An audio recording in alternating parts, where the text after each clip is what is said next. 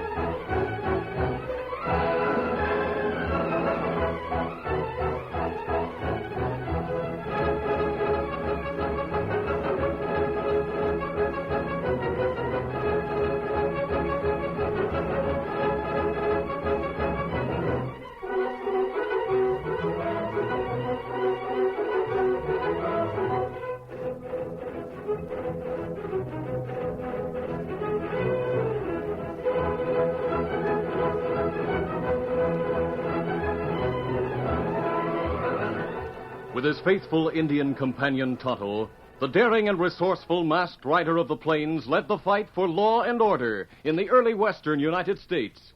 Nowhere in the pages of history can one find a greater champion of justice. Return with us now to those thrilling days of yesteryear. From out of the past come the thundering hoofbeats of the great horse Silver. The Lone Ranger rides again. Come on, Silver. Let's go, big fellow. Hi-Yo Silver! Hooray!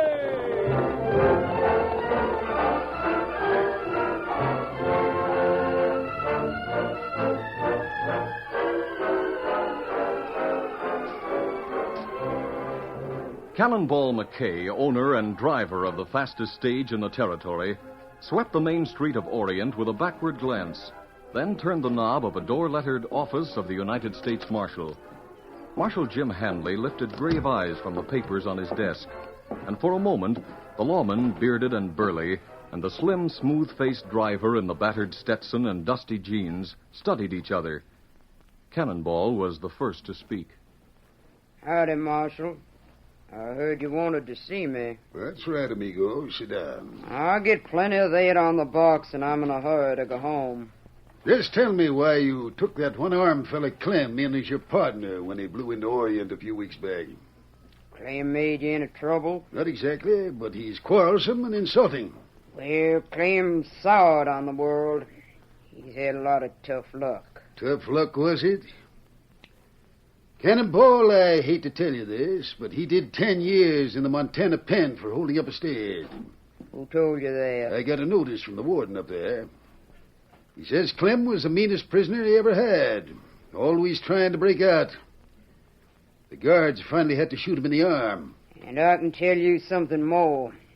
After Clem was wounded, those fellas broke his jaw and knocked his teeth out with gun barrels.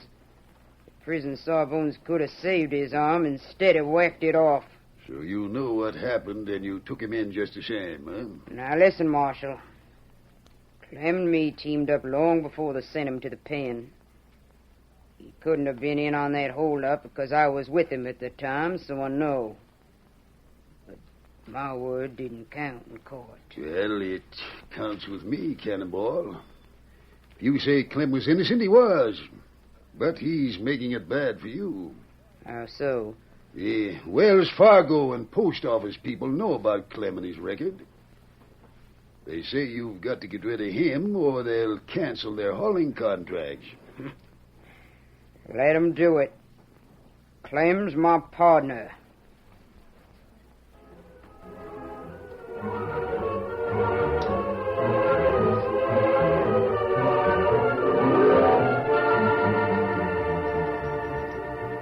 Several days later, the Lone Ranger, disguised as a mining engineer, rode into Orient, intending to mail a letter to his nephew Dan Reed, who was back in school. Tonto had remained at a nearby camp. In front of a large frame building which housed the Wells Fargo office, post office, and Wheel Cafe, he drew rein. Oh, Silver. Oh, easy, steady, big fellow. As he dismounted and pulled the letter from a pocket, a group of idlers at the hitch rack turned with curious stares. An old swamper in a stained apron leaned over the rail and grinned. Stranger, there won't be any mail going out of this town. Why not, old-timer? Bottles is my handle. I work for Porky Evans in the cafe there. All right, Bottles. Now, what about the mail? Well, the post office and the express company won't send their stuff out on the stage anymore on account of the driver being thick with the crook. Well, I understood that Cannonball McKay drove the stage. That he does, mister. You know him? Only by his reputation for courage and clean living. Who is this man you call a crook? Clem, something or other.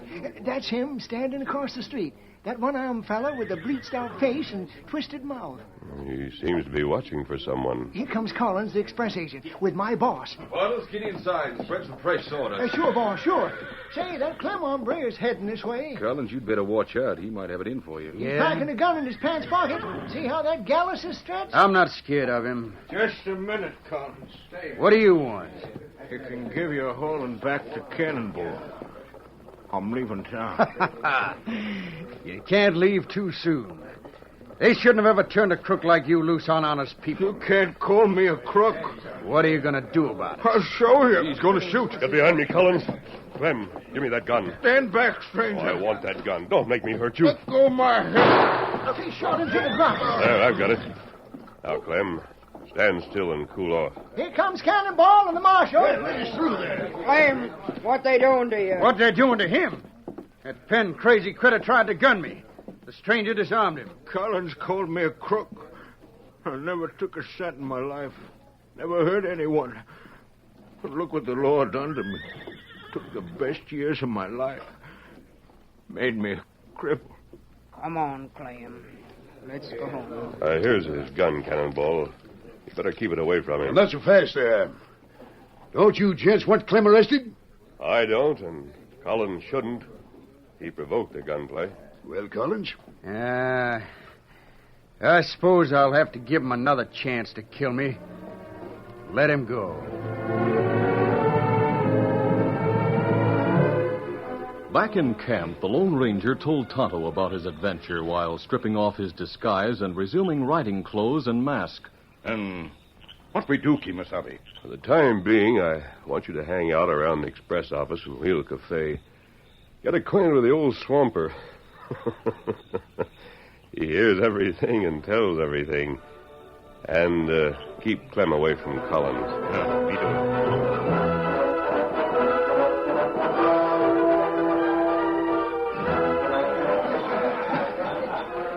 The cafe was packed with a roistering crowd the following Saturday night. Tonto had seen Clem enter the place, and after making sure that Collins was still in the express company office, had followed. But the ex-convict was already gone. Puzzled, the Indian questioned Bottles. Where Clem feller go? Him? Why, the boss just hired him to take a letter to the post office in Rushville. Give him $10 to do it, and that's right peculiar. Oh, why you say that? Clem's been acting meek as a week-old lamb of late. I reckon he can be trusted to mail a letter, but Porky ain't one to write letters, nor give away gold eagles. He's a money hog. Me savvy. And come to think of it, I heard him saying to Joe and Hash just this afternoon that he was ready to hang the deadwood on Clem. How do you figure that, Injun? Why, well, Dad burn it, he vamoosed. A right peculiar redskin, I must say.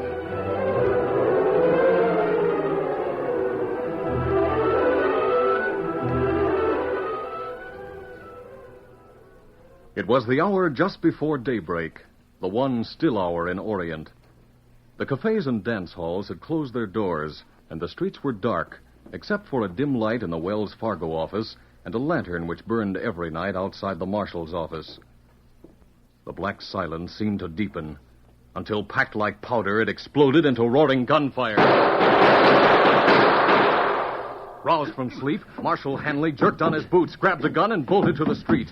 In front of the express office, a shadowy figure appeared, running toward an even more shadowy horse. He shouted, "Stop or I'll fire!"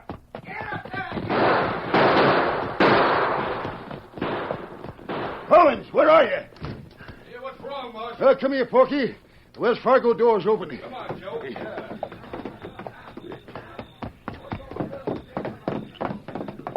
There's Collins on the floor.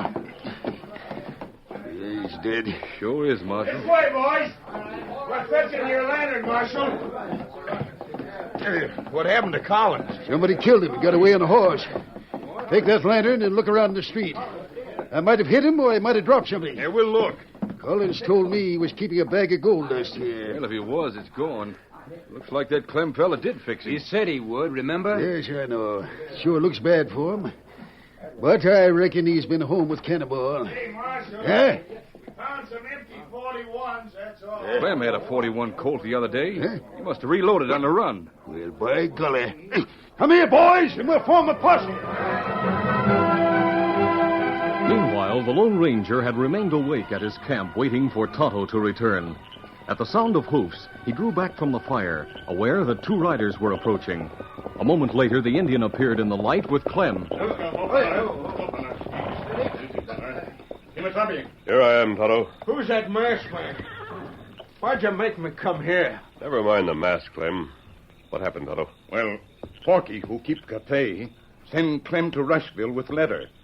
From what old Swamper tell me, it looked like Porky want to put blame for something on Clem. Me go after him. Make him come here. Here it is. This But listen- envelope isn't addressed. I didn't look at it. It's filled with blank paper. Whatever Porky was up to, he made sure that you wouldn't have any evidence to support your word that he sent you out of town. You're right, mister. That varmint aimed to get me in Dutch somehow. Listen, What- Kemosabe. Plenty riders come this way. Must be a posse. Porky fixed it so they're after me. Clem, take your horse and get behind those rocks. Come here, boy.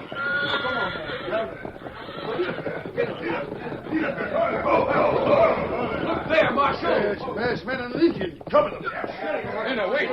Wait, I've seen that Injun around my cafe. He's all right. What about the fella in the mask? You must have more important things than that to ask about, or you wouldn't be riding with a posse. That's so. We were looking for a one-armed ex-convict when we saw your fire. What do you want him for? Waiting an express agent, stealing a bag of gold dust. Clem didn't do it, Marshal. All you got against him is that you didn't find him at home. Cannonball, you keep out of this. I shouldn't have let you come along, even after you gave me your guns. I still say he's innocent. He had a 41 pocket Colt the other day when he tried to kill Collins. Them guns are scarce. The empty shells the boys found strung along the street were 41s. Why were those shells in the street? I don't see as it's your business, but me and the killer traded shots. Appears he only had one gun and started reloading while he dusted out of town.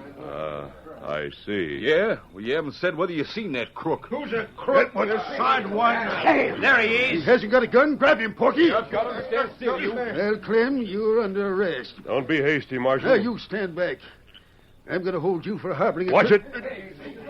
Anyone goes for a gun, I'll shoot. Put that gun down. I'll get If anyone else draws, I'll smash his hand instead of his gun. Otto, disarm these men. You'll pay for this, mister. We'll get you. Porky, you put up a job on me. You're behind that murder. My hand was nearly busted. Into the saddle, Tonto. Take their guns with you. We'll drop these guns 100 yards away, Marshal. We'll pick them up after we're gone. Come on, Tonto. Easy, big fellow. Easy. Come on, Phil. Boys, I'll take charge of Clem. The rest of you pick up your guns and follow those two.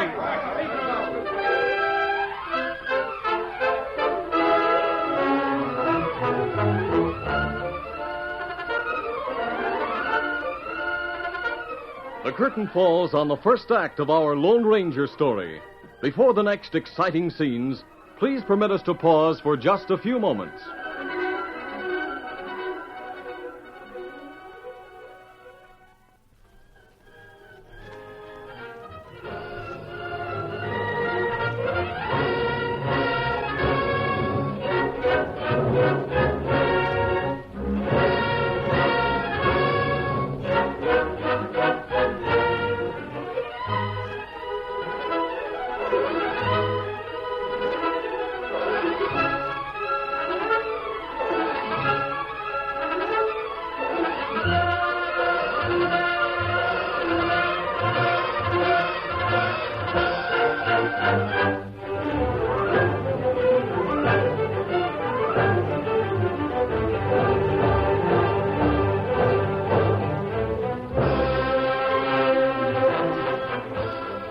Now, to continue our story.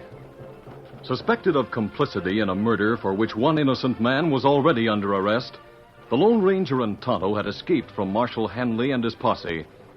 As day broke, they reached an elevation from which a view of their back trail was possible. The masked man signaled a halt. Easy. Me not see anybody back there. We have a big lead. Yet bad. We leave Clem behind. But him feller who always do wrong thing. If he'd remained hidden a little longer, I might have been able to convince the marshal of his innocence and expose the real killers. It'd be plenty hard to convince Marshal we innocent after what happened. That isn't our biggest problem. Clem is in less danger from the law than he is from the men who built a false case against him. Oh, what we do about him? We'll circle back toward Orient. I want to see Cannonball. Come on, fiddle there. Come up, Scout.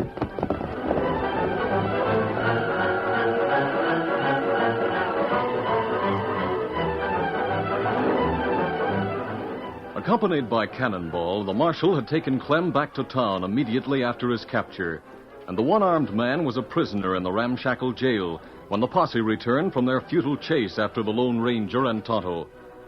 Porky and his partners in crime conferred in the back room of the cafe. Well, looks like things are working out just like we planned. Yeah, we got the Dustin Express office, and the marshal's got Clem. He'll never suspect us. I'm not so sure of that. Clem said right out that you framed him, Porky, so he must know something. If he does, a masked man knows it, too. But that fella and his Injun friend are on the run. Yeah, we got to keep him on the run. Keep Clem from saying anything more. Well, how'll we get to him in the jail? Hash, that crowd out there is plenty sore. All we've got to do is start some lynch talk, and the mob will do the rest. Then let's start the ball rolling.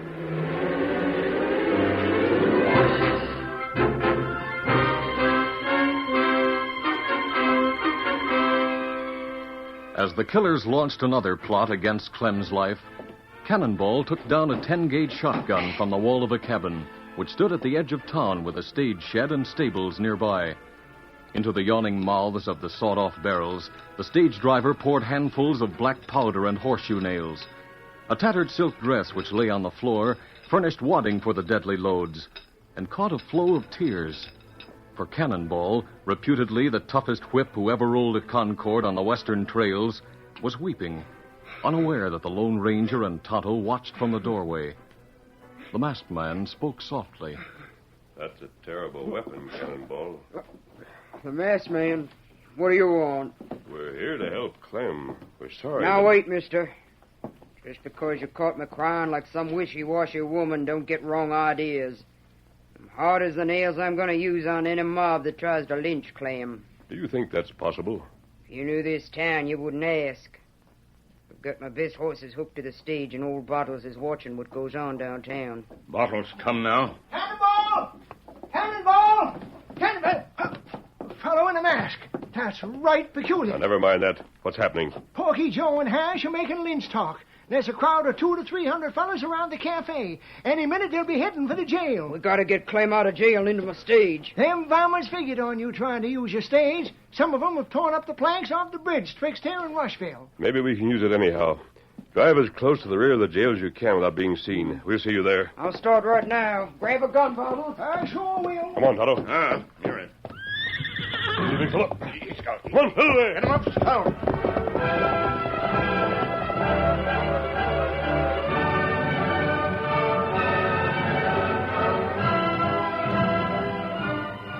Orient's mayor and physician, Doc Tate, stood in the jail office with a cap and ball Navy revolver in one hand and a medical kit in the other. Well, Doc, we're in for it now. I'll let Clem go. But I'd rather do that than let the lynch mob get him. They may try to hang us. What? Clem coming back? That masked man and his engine. Hold it, you men. I want Clem. Just let him loose. Did you see him? No. And you'd better not try any tricks. He's gone, mister. Why did you let him go? Cannonball will be out back with the stage in a moment.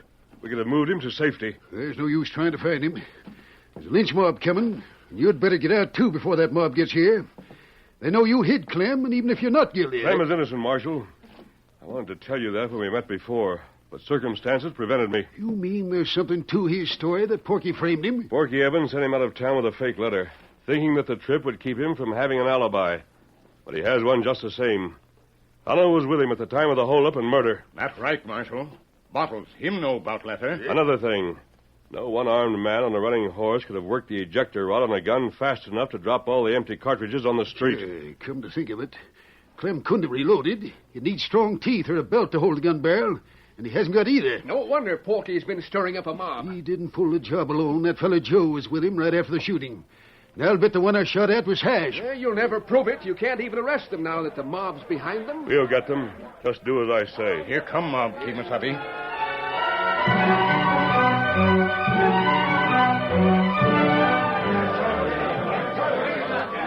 Some on horses, others afoot, the infuriated townsmen massed in front of the jail.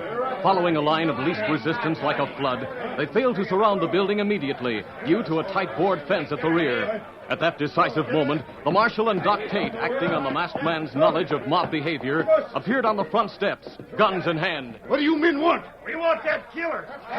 Clem isn't in this jail. Doc, you're lying. You gotta show us seeing or be believing. All right, all right. You leaders can come in. That'll be you, Porky, you, Joe, and you, Hash. Go on, Porky. Come on, boys, let's take a look. Now, the rest of you stand back. Open the door, mister. I'll go in with you, delegates. Come on, Joe. Get your hands up, you three. It's a masked man. We've been tricked. One yell and it'll be your last. I'm right behind you, crooks. Otto, take their guns. Me got him. What are you going to do with us? Take you to Rushville in the stage. You'll never get there. The mob will catch up with us and hang you. Where's the stagecoach, Toto? Out back, behind sheds. Me tell Cannonball what do. All right. Come on, all of you.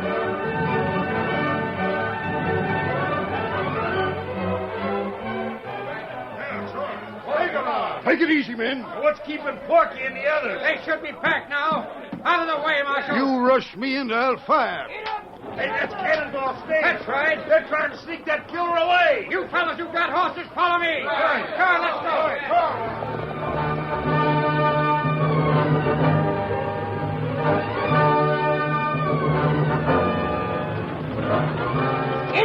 Get up there! With Cannonball and bottles on the box, the big red and yellow Concord streaked out of Orient in a dust cloud, each of the 6 horses straining in its harness. The old swamper looked back and called, The masked man and the engine are riding behind us. You see anything of the mob? Yeah, it's coming. I sure hope that we can scare Porky and his partners into talking to Doc. It's our only chance, Bottles. I'll scare 'em plenty. We're on top of Signal Hill. Here it's all downgrade to the bridge. Now we'll really roll. Get up there! Get up! Inside the coach, Porky and his Confederates crouched on a rear seat, their frightened eyes on the old Colt which Doc Tate held, with the trigger pulled in and the hammer back under a careless thumb. Porky was protesting. Doc, at the rate we're going, your thumb will slip about the next buff we hit. Yep, so it might. But if I don't kill you, I'll patch you up. Hey, you're not human. We're going down Signal Hill now. Instead of holding in his horses and putting on the brakes, that crazy Cannonball's whipping them up. We're going fast every second. We'll soon hit the bridge. Doc, the planks are off that bridge. Don't Cannonball know it? Well, how would he know? He'll drive right into the hole and kill us all. Doc, get him to stop. And let the mob rescue you? I guess not. You gotta believe us, Doc. All you can tell me that I'll believe is that you murdered Collins and stole the gold dust. Admit it, and I'll tell Cannonball to stop. Go ahead, Porky. Tell him. Tell him anything. He'll keep us from going into the river. Where's the dust? We buried it on the back steps of the cafe. You idiot. You hadn't told him that, we could have denied making the confession. Now we're in it. Stop! Mob's shooting at the stage. Yeah, that's old Bottles yelling. I'll open the door so as I can hear him. What is it, Bottles? Cannonball's been hit, and I can't stop the horses. We'll all be killed.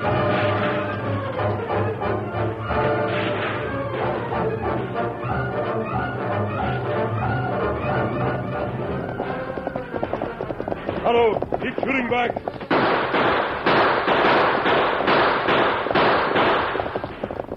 Them using rifles. Any bullets hit stage. Something's wrong with Cannonball. Him up stop now. Bridge, mighty close. We've got to overtake them. Run, Foot by foot, the mighty Silver gained on the runaway stagecoach. But as he closed in, the distance between the swaying vehicle and the damaged bridge shortened. Let's go, big fella. Then the great white horse was alongside the rocketing coach. The masked man freed his boots from the stirrups and grabbed the metal railing on the Concorde's top. Bottles, holding the wounded Cannonball on the seat with one hand and the lines with the other, was screaming, Hurry! Hurry! The coach pitched and the Lone Ranger lost his hold, but an instant later it rolled back, and with the railing again within reach, he leaped, caught it, and swung himself to the top. Scrambling to the box, he snatched the lines from the old swamper and set the brakes. Whoa, up, whoa now, whoa! Scant yards ahead, the bridge loomed up, with the fugitive Clem standing in front of the hole and frantically waving his hand at the horses. Whoa, easy, steady up. Mister, that was close. Hello, watch the prisoners. Doctor, get up here. I'm coming. Clem, here, take my gun. Doc, he shot Cannonball. I'll kill every one. Steady, steady, Clem. Now, get back, Bottles. Got to have a look here and see. It's only a scalp wound, I guess.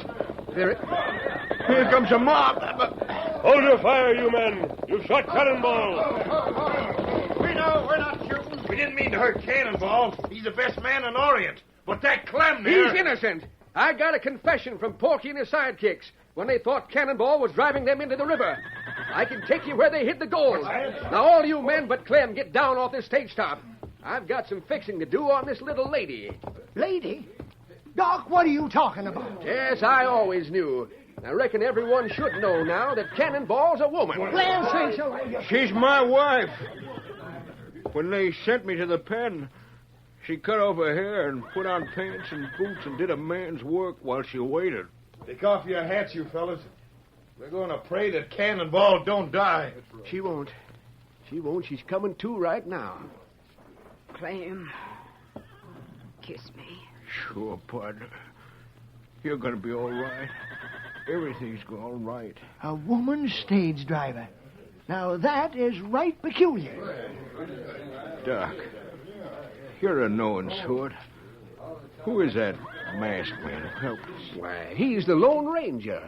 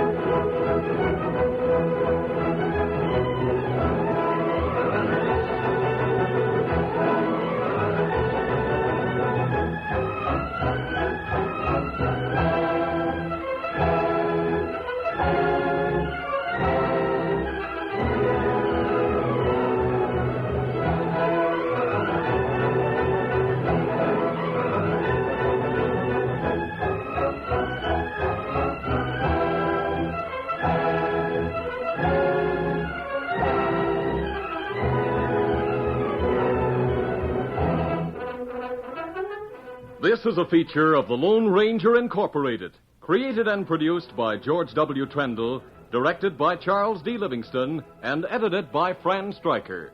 The part of the Lone Ranger is played by Brace Beamer.